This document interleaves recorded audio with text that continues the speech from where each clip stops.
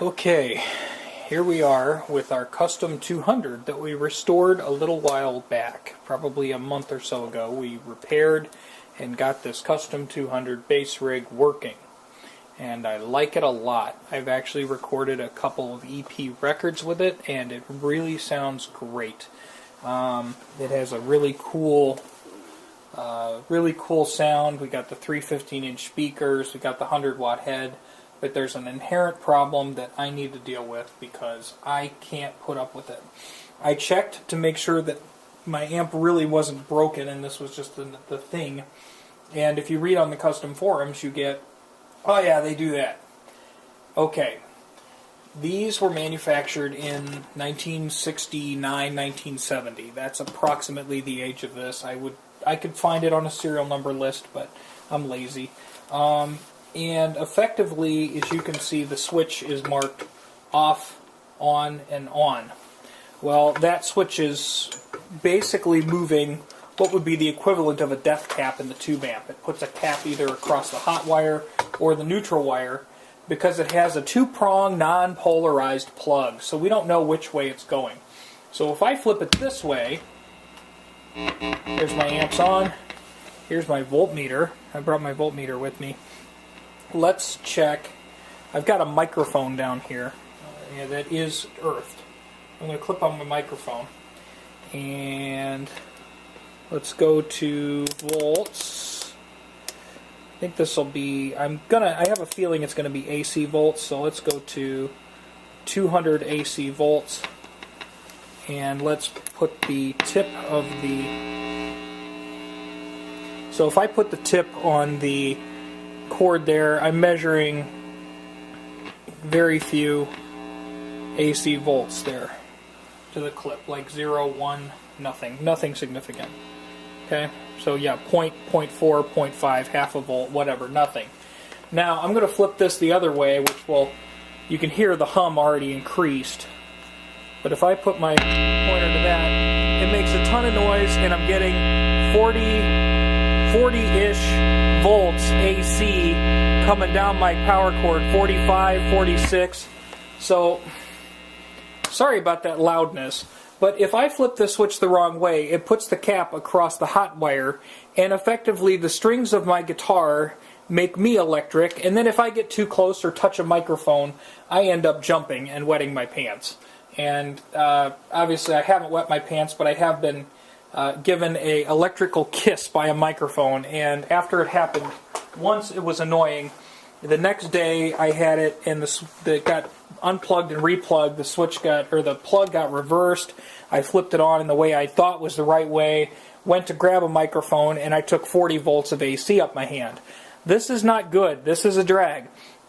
If you check the Kustom forums on these things, you hear, oh yeah, they do that. You can tell by the hum if you got the switch in the right direction. Well, I'm going to change that. We're going to change this to a 3-prong grounded plug, and then regardless of which way I flip this switch, it will just turn on and be wired the correct way.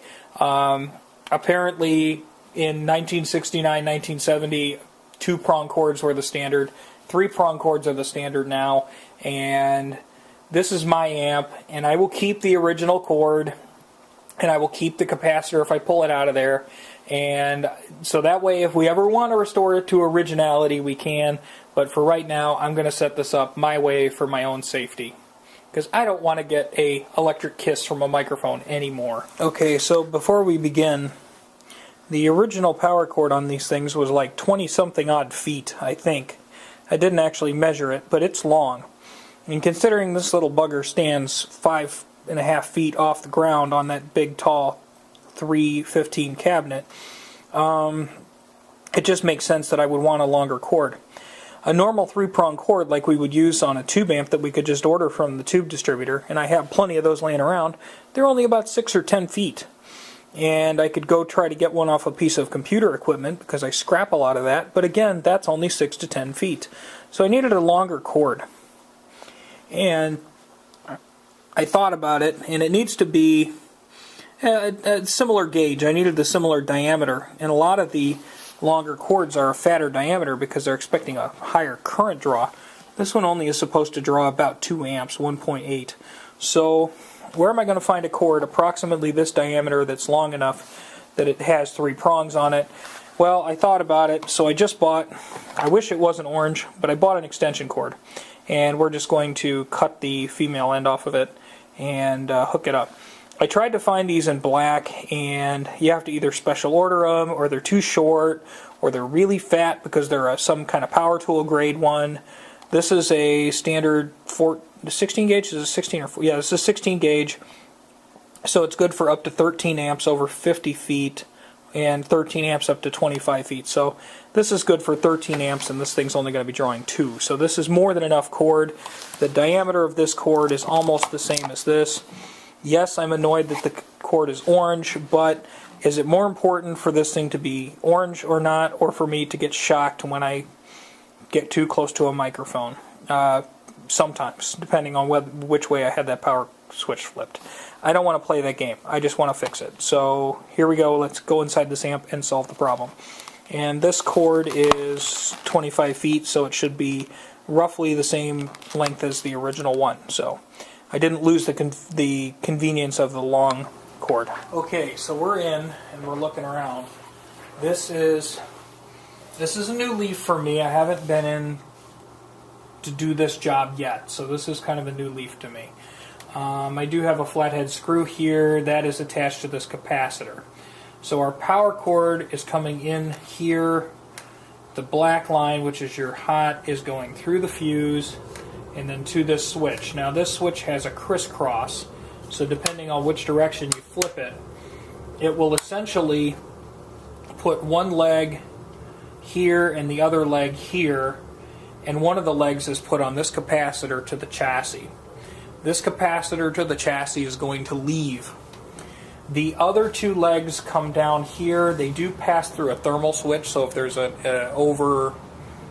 too much heat or the transistors are overheating, it will cut the power to the transformer, and then essentially it goes to the transformer. Now, being a transformer, that would completely isolating the transformer from the chassis by removing this capacitor shouldn't hurt anything to my knowledge. I don't think that would have any negative effect whatsoever. And so we take this capacitor out, put our earth here, and then put our other 2, put our common, our white here and there. Then if I flipped it backwards, the only thing it would do would reverse what's going into the power transformer, but since this thing is grounded on the other side of the power transformer, I don't see that it's going to make a hill of beans difference if I don't disable this crisscross, because the transformer really doesn't care which direction power is going into it. So yeah, that's what we're going to do. I'm heating up my soldering iron, and we will take the original power cord off. We'll take this capacitor out and make that change. Okay, so we're warming up our soldering supplies here, and as we wait for the soldering iron to warm up, let's just prep our other cord.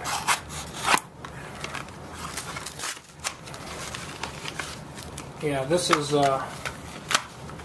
a nice duty cord, and I think it was like $7.50 or something. It wasn't bad at all. So again, if we can solve the shocky bit problem for $7, I think I would be willing to spend upwards of $20 to not risk getting shocked on accident before. I mean, it's just no fun. Imagine having to hold on your instrument and touch the microphone with your fingers to see if you get shocked, so you know if you need to switch the switch the other way. Or trying to listen to the noise level amongst all the other bands and the drummer warming up, trying to figure out what's going on. So I've got all of these tags on here. These tags look stupid, so we're just going to take them off. I know these are safety attention. Don't remove these unless you're the final owner. Well, guess what? I'm the final owner. That's a pretty heavily molded plug. That ain't bad. I know this is just a generic old cord, and just because reasons, I'm going to leave just a little bit of space on the end there, so that way that female plug could possibly be reused in the future if we need it for anything. I don't know that we're going to, but just in case we do, now we can. And we'll trim back a little bit of wire here, just trim our insulation back enough that we can see what we're doing. Hopefully we won't score any of the other internal installations. It doesn't appear that we did, so all this insulation looks healthy, and we've got our ground wire, our common, and our hot, or mains, or whatever you want to call it, depending on your geographical vernacular. So now that I've got the main soldering iron warm, I'm just going to take a moment out and we're going to tin these so they're easy to solder on. Tinning stranded wire is just a good habit. You can get away without tinning stranded wire, but I don't recommend it. It's just much easier when you're poking this stuff through the holes that it all is tinned together and stays as one piece, as opposed to trying to slop around on you. So we need some way to hold that down. We'll just do this the simple lazy man's method, and we'll just pin it up against something so that stuff stays floating. I think that's still on camera, isn't it? No. So we'll just take our soldering iron and tin those. Let's see, are those? Yeah, it's still on camera. And we'll try not to get junk all over the rest of the here.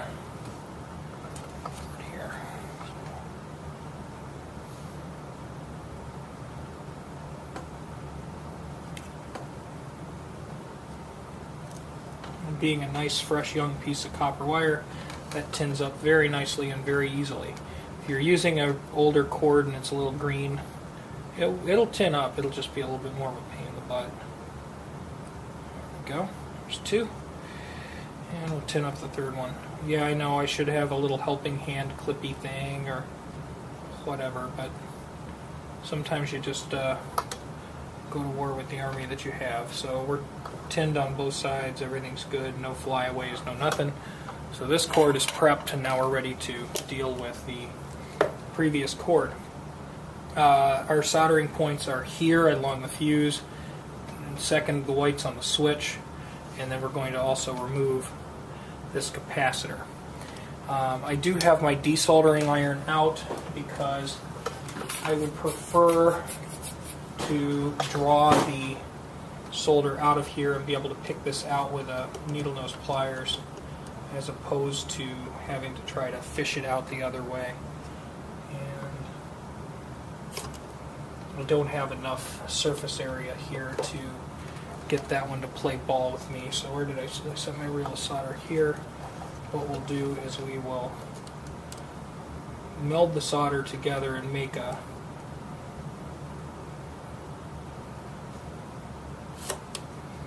bundle of solder we can suck up. That one has such a strong mechanical connection. I have a feeling I'm going to be heating that up while I pick it out with the needle nose pliers. Okay, for the common,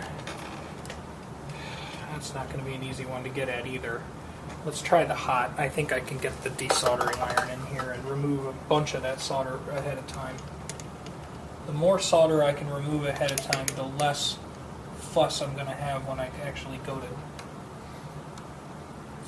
pull that out.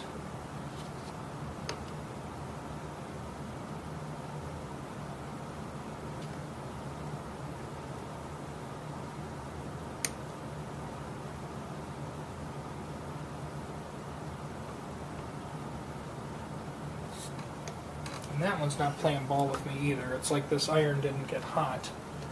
But I know it did. It's been plugged in for 3 or 4 minutes. What it gives. Let's see if it'll melt solder on its own.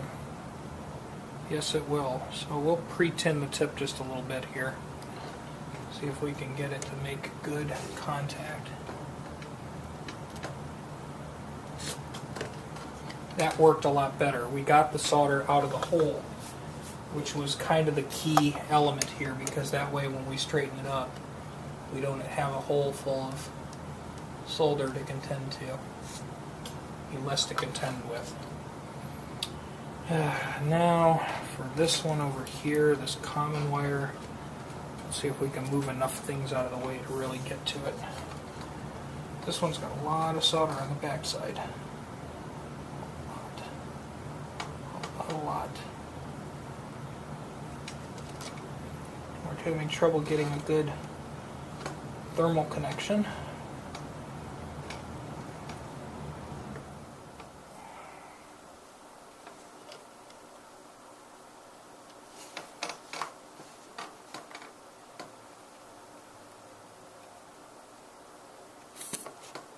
Got a little bit of it. See if we can get some from the other side. At least try to reduce, and I don't want to melt these wires. This is just not a good spot to get into.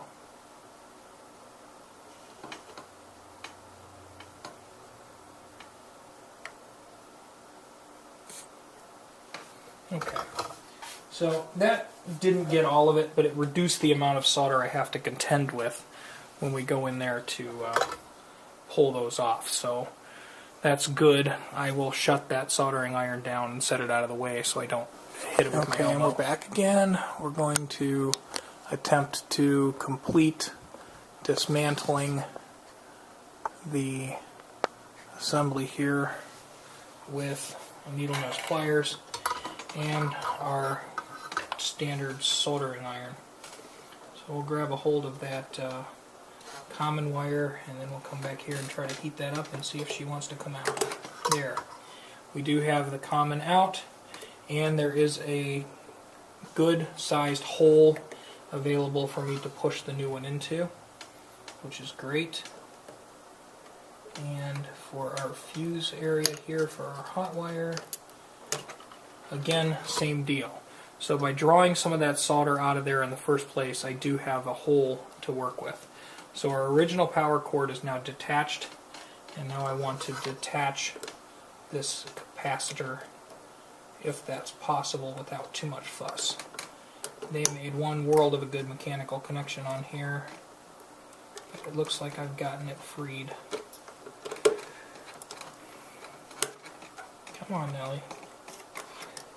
Play ball with me. Let's see if we can push that straight. We're so close here, man. And I know the general consensus. I have a bunch of guys going, why don't you just clip that? Because I do it my way, whether it's a good thing or not. So, alright. And let's see if it wants, if they mechanically bound it to this or not. Because if they did, I should not have shut off the soldering iron. Let's see. Well, you know what? This side is a good subject for clipping because I'm not going to actually do anything. So let me clip that side. Let's go grab the clippers and move them over to the other side of the shop because I was doing guitar strings.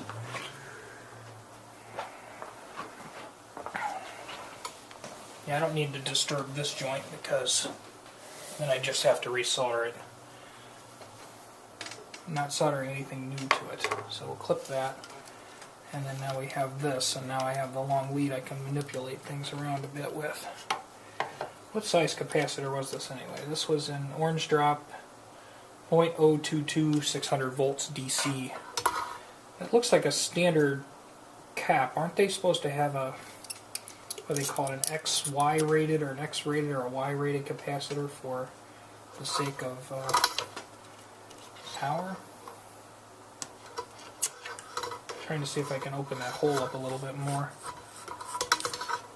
The desoldering iron would be the preferred tool to do that, but I have already let it cool down. I have the solder wick down here. And I do have some solder wick. Let's see if that'll play ball with me. I have more success with that solder sucking device than I do with the solder wick. But that doesn't necessarily mean solder wick is bad. It just means I'm better with the solder sucking tool. And that's what you'll generally find with any of these methods. You know, there are some people that say I do it this way because reasons and I do it that way because reasons. That worked. Now we have open hole, open hole, open hole. It's ready for our new power cord. So we'll physically undo the clamp back here, slip the original power cord out, and then we'll slip our new power cord into position. Okay, so I pulled the strain relief out of the bottom of the body here, but as I went to remove this, I saw it got stuck. They slipped the power cord beneath this zip tie on this big filter capacitor. These are computer grade type filter capacitors. They generally do last a long dang time, so those are still the originals. So let's see, we should be able to snake this out now underneath these lines, and then out behind the power transformer, and away we go. Alright, there it goes. So that's how much wire we had before our strain relief. What would we say that is? 13 inches maybe? 12, 13 inches? I don't know. It's a guess. So let's just do this the easy way. Let's take our existing cord and pull them together. And then based on that length, we'll clip our strain relief on our new cable. Or we'll throw our strain relief at my face or something like I just did. And we'll slip that on there for reference points. Now I know how long that was supposed to be. Approximately. It's going to go back a little bit more, I think, because this wire was kind of kinked and flexed. Close enough for jazz. I have an extra ½ an inch, so that isn't going to hurt. So, is that strain relief going the right direction? No, it's not. It needs to be turned around, so it goes this direction, because that has to go inside of the cabinet. So, let's bring that around. Feed this into the body of the amplifier head. And behind the power transformer, which means we have to go under these two studs.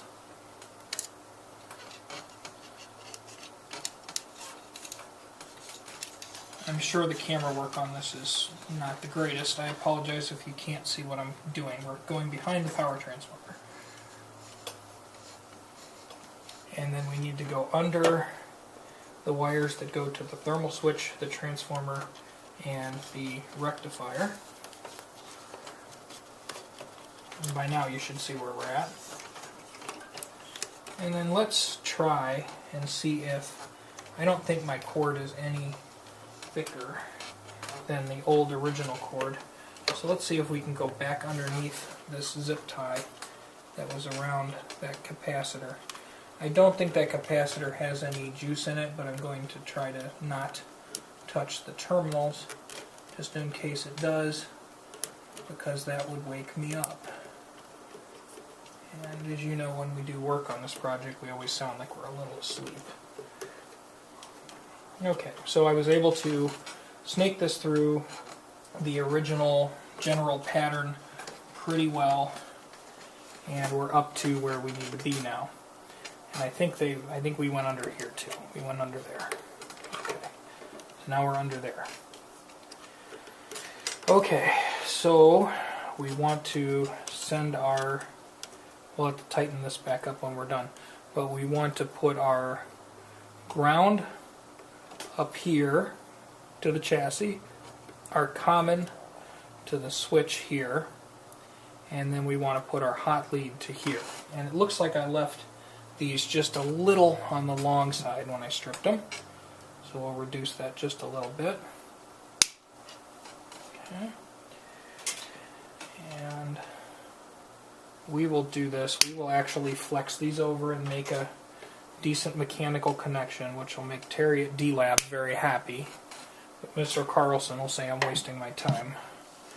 I love all you electronic guys on YouTube. You're all my friends. But I know that amongst ourselves and amongst our viewers, we do have spirited arguments sometimes. And they, darn it, they're funny. I'm sorry. They're funny. We get to arguing. Okay, there we go. I was able to get that through. And then That means I have to find my needle nose pliers now because I don't see where I put them. Stand by. Okay, here we go. So we will take that and try and fold it over a bit, even though it's rigid as heck and it's making my needle nose pliers angry at me. Try to fold that over and make a mechanical connection on a 16 gauge wire. These poor little pliers are having a field day. They're laughing at me. Okay, so there's our folded over mechanical connection.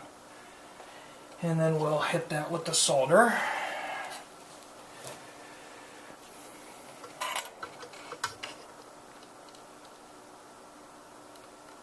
There. That's going to be a not going anywhere kind of connection. And we'll tighten that back up when we're done. We just need a little flathead to do that. And then for our hot wire and our common. Oh, but. Okay, I already see. Now this is not anything that's going to hurt anything whatsoever, but it's going to annoy me. I should have ran that ground wire beneath. I wanted to run it beneath these as opposed to over. It doesn't matter to anybody but me and my silly little ways of, wanting to be a perfectionist. So let's put the hot wire in. And this is at such a cockamamie angle, I don't think it's going to be realistic to try to bend it over and make a mechanical connection. I can try, but at least try to get, just poking it through the hole and soldering it is not going to be as good as actually there. So I got it poked through the hole, and this thing being so tinned, the rigidity in this wire comes from it being tinned. So if I can push it down with the soldering iron and lay it flat, then it'll have a lot of surface area.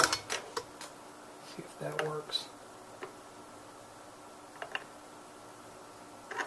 And without burning my knuckles, it's very difficult to get a good thermal connection on there because we're working in a tight space. Okay, that should have at least tacked it. We're going to need to get some solder on that. One of the acid tests that I like to do on these is once I get nuts and then I just tapped it and knocked it out. One of the acid tests I like to do once I get these in their positions and everything is to actually, there we go, give that a nice little loop over. That should be a somewhat of a mechanical connection. And then we'll solder it. I always try to pull the wire back out. I'll actually wiggle it around, wrestle it around a little bit, and I will make sure that under no circumstances I'm able to remove it by pulling on it. Now this wire shouldn't have any kind of physical stress or strain on it whatsoever anyway, because it's not like it gets shaken or anything if this gets dropped or moved. But still, at the same time, this is the obsession I have with trying to do a good job on these things. And then we need to get the common in there. And let's see if we can get that to bend over a little bit and try to get a mechanical connection. This is for you, Terry at D-Lab. I know you don't watch my videos. Well, rarely you do if I ask you to, because I have a question. That is one of the nice things. A lot of the guys will collaborate, so I know you're probably not watching this, but good afternoon, Brad the Guitologist, and good afternoon to Terry at D-Lab and all the other technicians. And where the hell did I put my solder? This is the joy of working around me. You will misplace your tools every 3 seconds. Okay.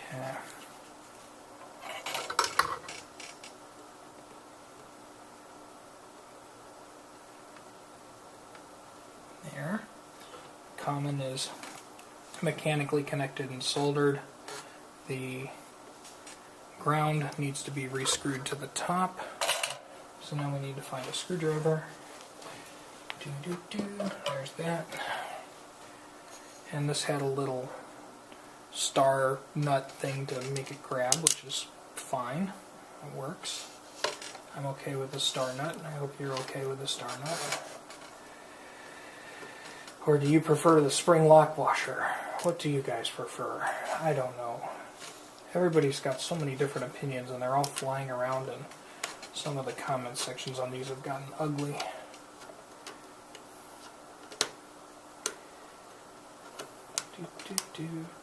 Let's not cross-thread it, because cross-threading it is bad. Okay. And we'll get that to snug up. Make sure we have a nice, solid ground connection. There we go. So, considering that the power cord goes straight to the transformer, regardless of, well, it does pass through the thermal switch, which will just cut power, but based on that, regardless of which direction the switch is flipped, we'll always have here as the earth. And that should work. That makes sense to me. That should take care of any stray voltage, whatever. This should work. If this doesn't work right, or there's any kind of weird issue with it, I will be the first one to tell you, but that should solve our issue with our custom amp here, giving free electric shocks if you flip the switch in the way it didn't want you to flip it, which it of course won't tell you. So let's tuck this new electric cord back in a good position so it's underneath all the stuff and it's not going to flip-flop anywhere in here. Okay, so we're going to just put the strain relief back in, and then we'll put it on the bench and try it out, or put it back in its position and try it out. We'll see if it explodes. Okay, so let's inspect our work. Got our ground cable on the little ground loop, screwed down to the chassis with a star washer, so that's not going anywhere. Our hot wire goes to the fuse, and our common wire goes to the lower click on the switch. The hot wire is fused. So this is the crisscross reversing switch. So let's see what's on the other side. The output of this switch is these two wires. And they come back here. One of the two wires just turns and goes to the transformer. The other one passes through this thermal switch. So if there's an overheat, it will turn the amplifier off. And we come back to the transformer, and that's it. So effectively reversing the wires on the transformer is all that happens when you flip the switch the opposite way. And I don't see that that would have any effect on the operation of the unit itself, as far as safety goes. Either that or I'm a complete electrical doofus, but that's usually not the case.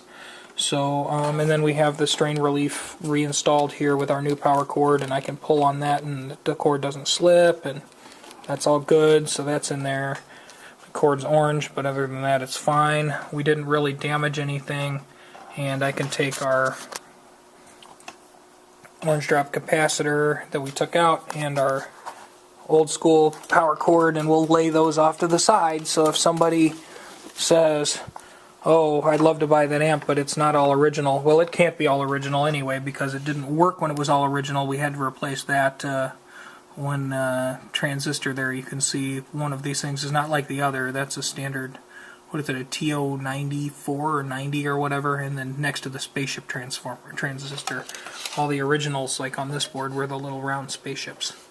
And then we had to change a capacitor down on the board. There's a brown one there where there would be normally an orange one over here. Or that's only on the boost side, but yeah, there's a brown one down there where there would be an orange one. So you can tell I've been in here because that's a brown colored capacitor where there's an orange capacitor over here. But other than that, this board is all original, and the back power board's all original. So we're still really dang close. And if it doesn't shock me, I'll forgive the power cord being orange. Okay, time for a test. We're back, and I checked the amplifier, and it works, and it sounds like an amplifier, so that's fine. I plugged my bass in there and played some stuff, and it plays just like it did before. We do have signal, not a lot of buzzy, not a lot of humming noise. these things had a little bit of native noise, but it wasn't anything too bad. Okay, so let's try what we tried before. We're going to clip onto our microphone here with our voltmeter, and we're going to check to see how much juice we had to the tip here. 0 volts. Alright, now we're going to flip the switch back the other way. Notice the hum didn't change. A little bit of hum or hiss this side. 0 volts. So now there's no chance of this amplifier shocking me anymore. It will no longer shock me. And that makes me happy. So just not risking getting shocked by a vintage amplifier is worth the time. And although it's annoying, an orange power cord is better than getting shocked by your vintage amplifier. So 3-prong cords are good things. Go ahead and use them. I'm good. I'm done. Have a great day. Bye.